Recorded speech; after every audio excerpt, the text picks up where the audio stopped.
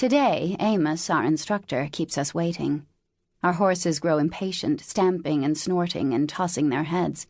When she does appear, she looks even thinner than usual, her bald head bowed into the wind. "Tie a knot in your reins," she barks, "and do not touch them again until I tell you." She has not greeted us, and this is the only thing she says. Under her arm she carries a bundle of switches, and our unease is further transmitted to the restless horses.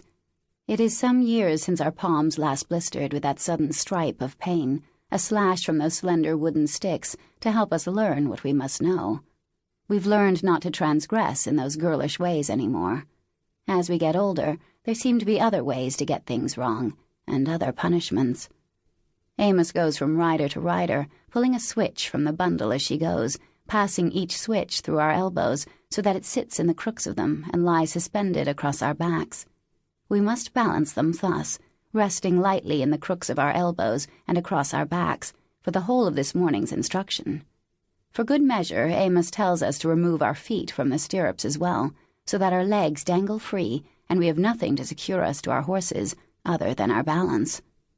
"You are my novices, and you will learn to sit up straight if it's the last thing I teach you."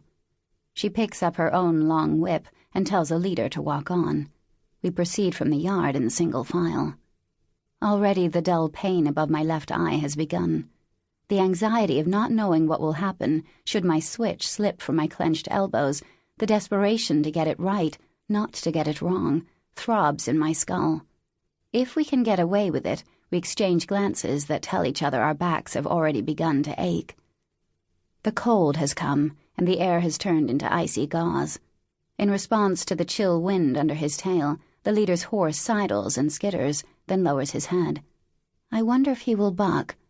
Today the leader is lame. Will she be able to stay on if he does buck? What will be the penalty if she falls? Perhaps a barefoot walk across the frosted fields to bring in the brood mares, or being made to clean the tack outdoors with hands wet from the icy water in the trough. At least we are now spared the usual revolting punishment of cleaning the latrines, a task or punishment that falls to other, lesser workers. But there is nothing to worry about. Lang is also a novice like me, but she is far more gifted. She's what you might call a natural.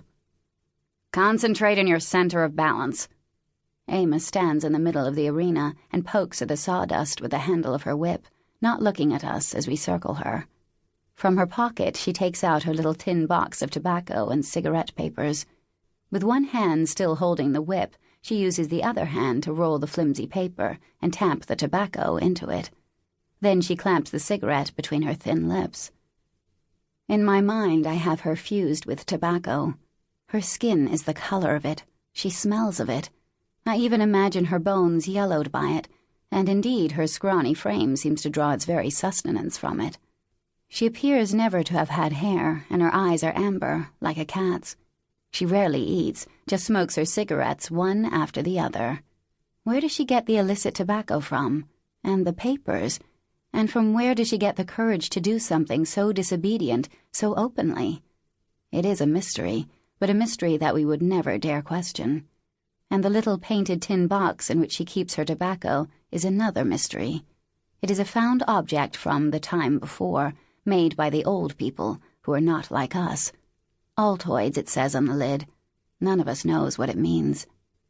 Amos has had to drop the whip in order to light the cigarette, but it's swiftly back in her hand. She sends a lazy flick, the lash moving serpent-like across the sawdust to sting the hocks of my horse. How does a serpent move? I am not supposed to know, because we have never seen such a thing in our land. They do not exist here. And yet I do know.